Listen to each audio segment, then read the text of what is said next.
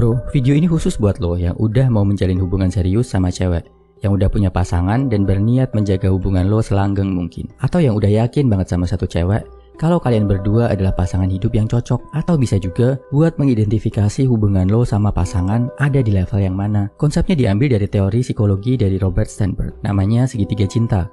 Dia menjelaskan kalau cinta dibagi jadi 3 komponen. 1. Intimasi atau kedekatan. 2. Passion atau hasrat. Yang ketiga adalah komitmen. Dari sini bisa diambil 3 level hubungan. Yang pertama, kalau nggak ada ketiganya disebut non-love, nggak ada rasa.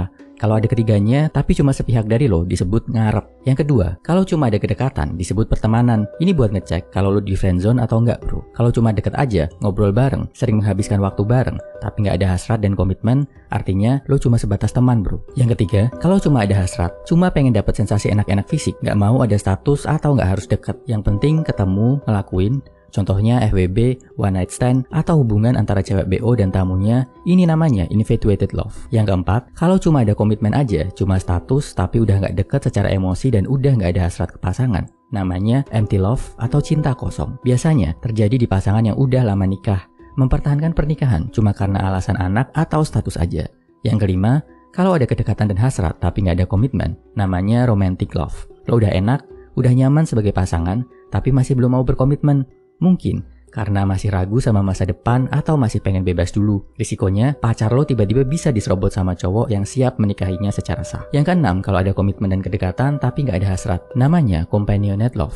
Contohnya di pasangan yang udah tua, yang udah puluhan tahun hidup berdampingan, mau saling menemani, saling dekat tapi hasrat mereka udah pudar. Yang ketujuh, ada hasrat dan komitmen tapi nggak ada kedekatan, namanya fatuous love.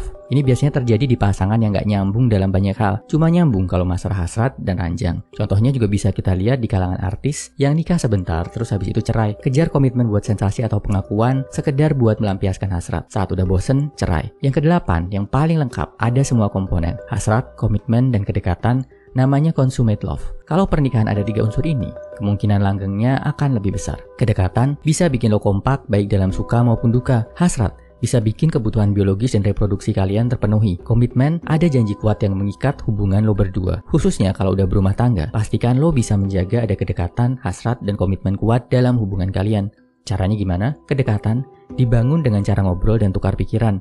Makin ada hal yang nyambung antara kalian, makin kuat kedekatannya. Hubungannya sama nutrisi otak. Hasrat dibangun dengan cara jaga fisik, penampilan, dan kesehatan. Makanya nutrisi badan dan olahraga penting banget. Komitmen dibangun dari rasa hormat. Sebagai cowok, lo harus nunjukin kalau lo adalah pemimpin yang kuat, yang pantas dihormati. Lo juga harus bisa memenuhi kewajiban yang disepakati sebagai kepala rumah tangga. Pasti pasangan lo juga akan hormat. Nah, hubungan lo ada di level yang mana, bro? Apakah udah ada ketiga komponen tadi? Share di kolom komentar ya. Semangat!